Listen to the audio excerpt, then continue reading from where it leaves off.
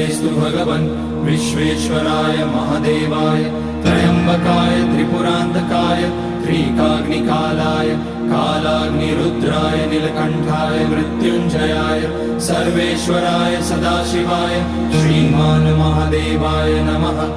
ॐ नमः शम्भवाय च मयोभवाय च नमः शङ्कराय च मयस्कराय च नमः शिवाय च शिवतराय च।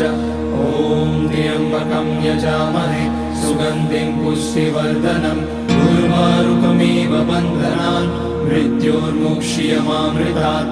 नागेन्द्रहाराय त्रिलोचनाय भस्माकराय महेश्वराय नित्याय शुद्धाय दिगम्बराय तस्मै नकाराय नमः शिवाय।